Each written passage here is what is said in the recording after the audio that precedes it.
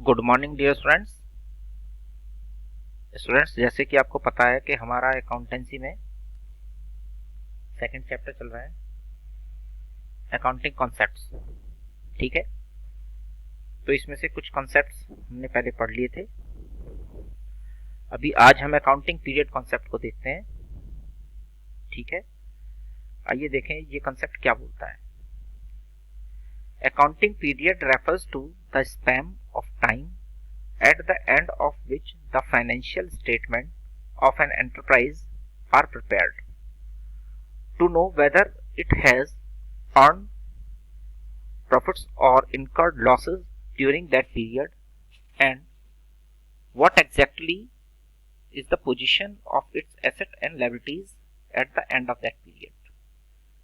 Such information is required by different users at regular intervals for various purposes, as no firm can wait for long to know its financial results, as various decisions are to be taken a regular interval on the basis of such information.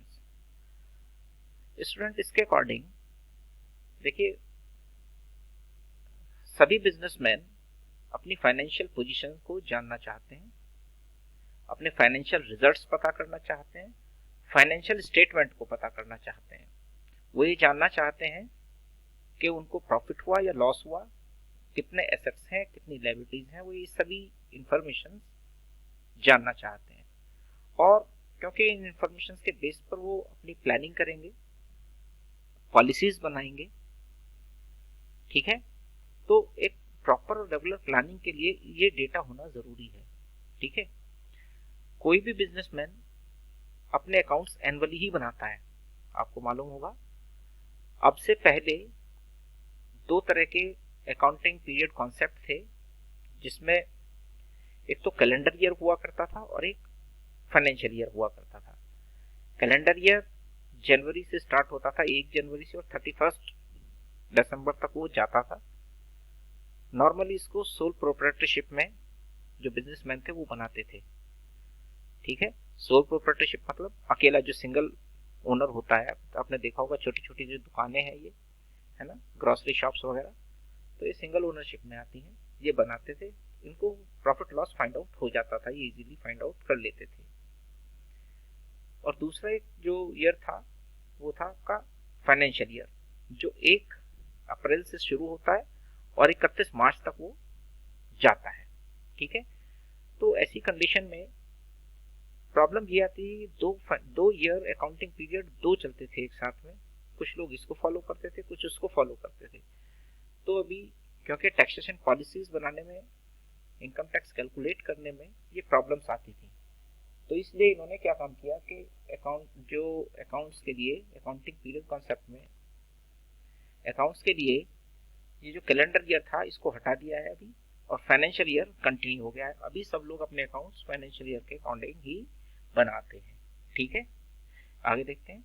The financial statements are therefore prepared the regular intervals normally after a period of 1 year. देखिए, यहाँ पर भी वही बात की, ये 1 साल के बाद में सभी लोग अपना स्टेटमेंट बनाते हैं, और ये जो 1 साल होता है, ईयर होता है, ये 12 मंथ्स का ही है।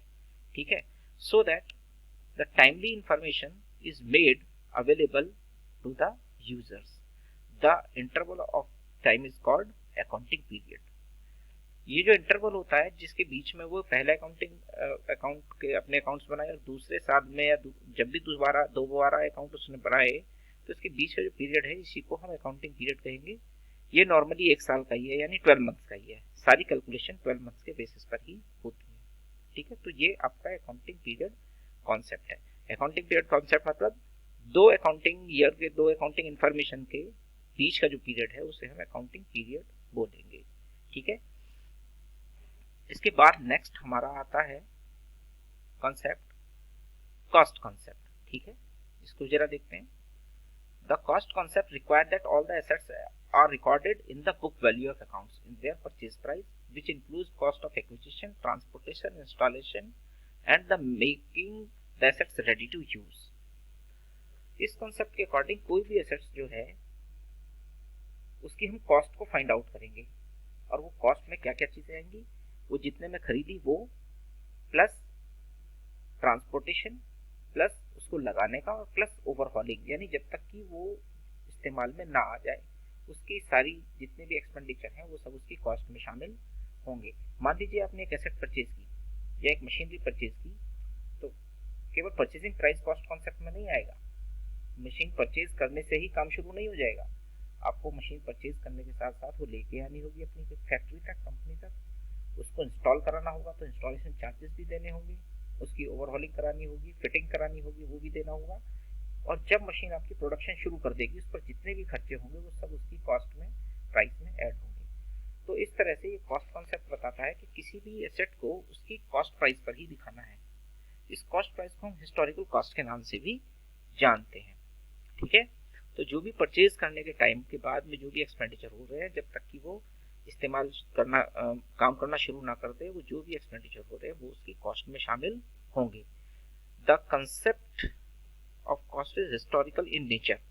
हमने जैसे कि आपको बताया है कि जो कॉस्ट कॉन्सेप्ट है इसका नेचर है हिस्टोरिकल कॉस्ट, यानी कि इसको हम हिस्टोरिकल कॉस्ट भी बोलते हैं। ठीक है, इसी प्राइस को आपको अपनी बैलेंस शीट में शो करना है, चाहे उसमें कितना भी वेरिएशन हो, सेल हो परचेज हो, लेकिन आपको उसकी हिस्टोरिकल कॉस्ट से ही कैलकुलेशन सारी करनी है। ठीक है स्टूडेंट्स, आज हमने आपको 2 कॉन्सेप्ट बताए, इससे आगे कॉन्सेप्ट आपको हम नेक्स्ट वीडियो में बताएंगे। Thank you.